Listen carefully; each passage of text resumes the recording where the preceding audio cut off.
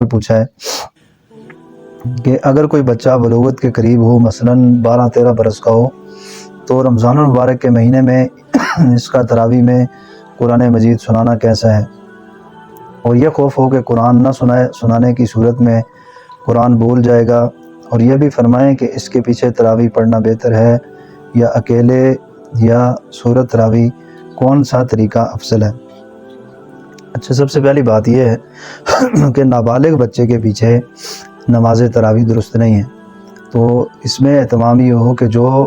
بچہ جو تراویح جو ہے یہ ایک عظیم عبادت ہے رمضان المبارک کی، اور ہم اسے اپنی تشویق میں، شوق میں ہم جو ہے بعض اوقات ہم اسے ضائع کر دیتے ہیں۔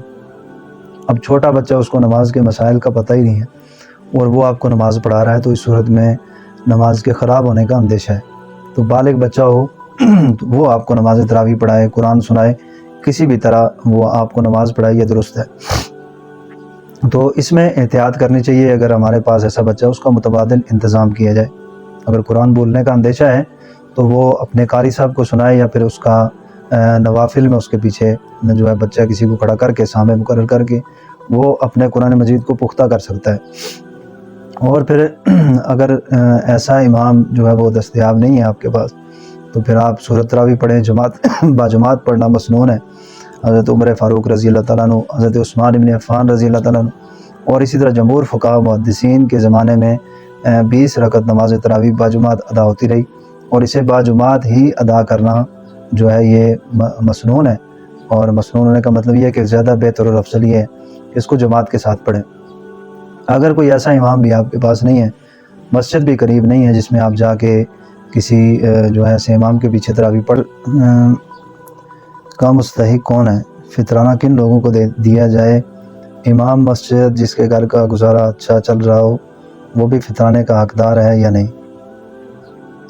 تو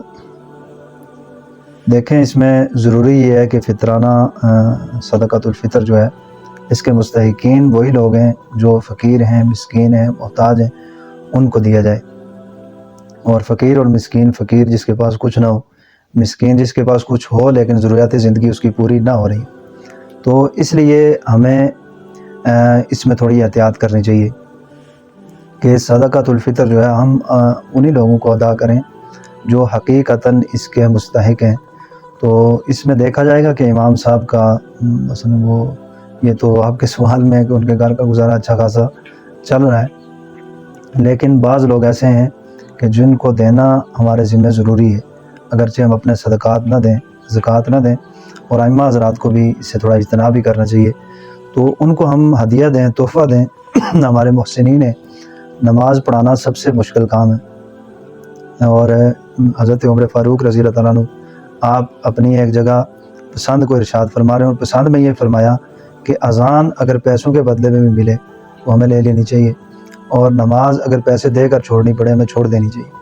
کیوں یہ ارشاد فرمایا؟ اور دوسری، آپ تمام احادیث مبارکہ کا جائزہ لیں، صحابہ کرام ہر کام میں آگے ہوا کرتے تھے سوائے 2 کاموں کے۔ ایک تو وہ جو ہے خدمت میں وہ پیچھے رہا کرتے تھے، اور دوسرا امامت میں۔ یہ انتہائی اہم ذمہ داری ہے کہ امام کے اوپر پیچھے مقتدیوں کا،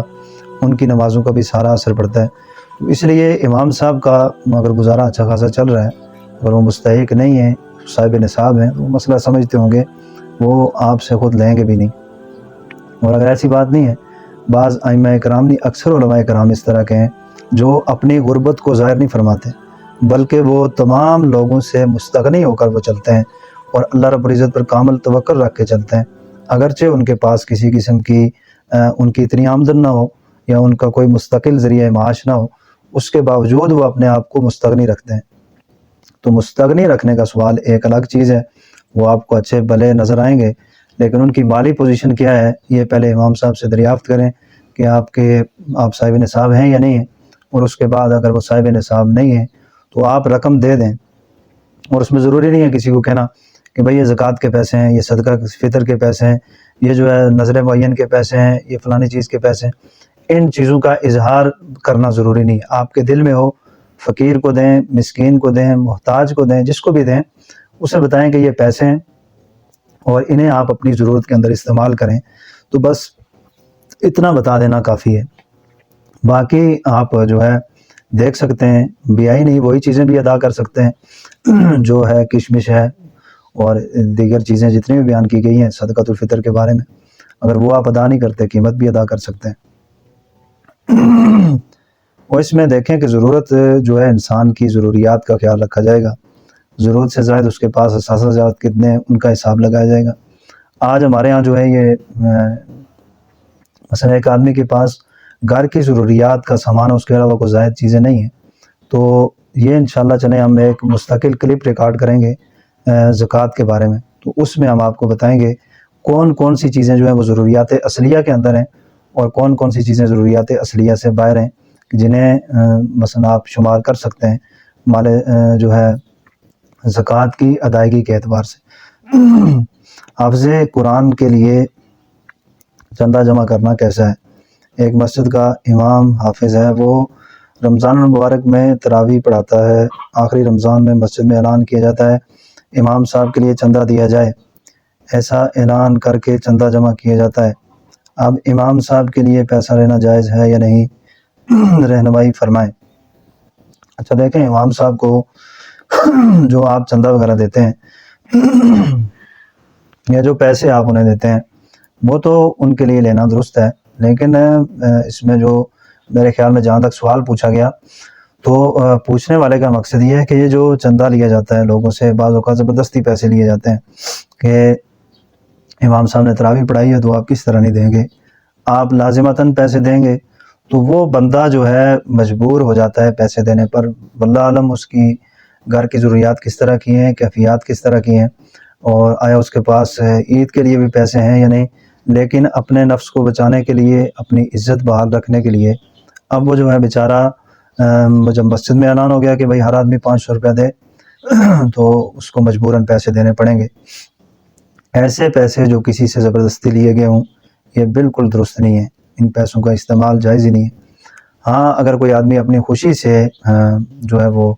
پیسے دینا چاہتا ہے تو طریقہ ایسا اختیار کیا جائے کہ اس کے اوپر ہر قسم کے شبہ کا ازالہ ہو جائے، اور کوئی بھی ایسا شخص ہے جو تراویح کے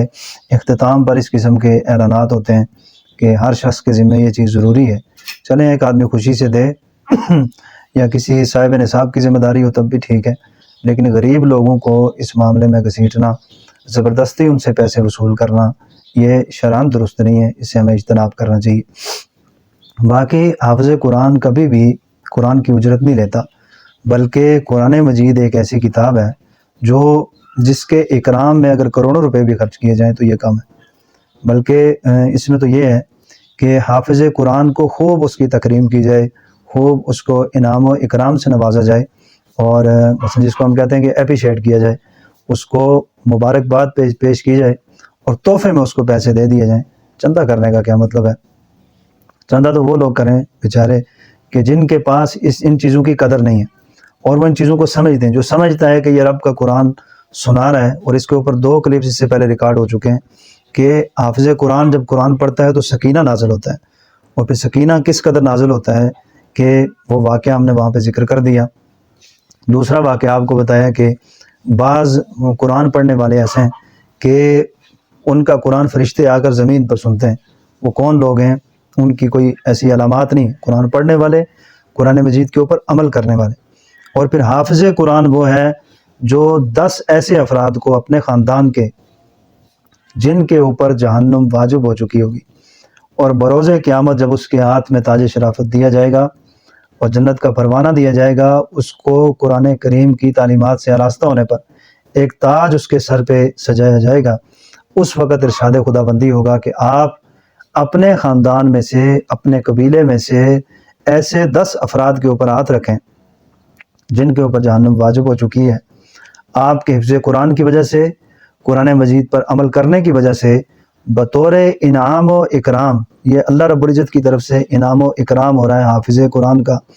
کہ ہم آپ کی آئی سفارش قبول کریں گے، اور ایسے 10 افراد کو جن کے اوپر جہنم واجب ہو چکی ہے،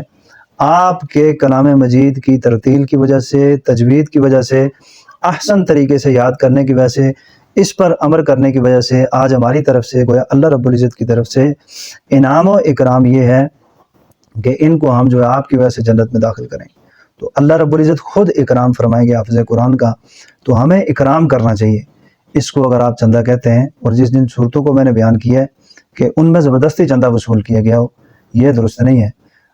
جتنے مسائل تھے ابھی کافی سارے باقی ہیں، انشاءاللہ اس کو ہم اگلے سیشن میں بیان کریں گے۔ تو آپ تمام احباب سے بھی گزارش ہے اپنے جو سوالات ہیں ہمارے اس واٹس ایپ نمبر پہ بھیجیں، اور انشاءاللہ ان تمام سوالات کے جوابات صرف بروز جمعہ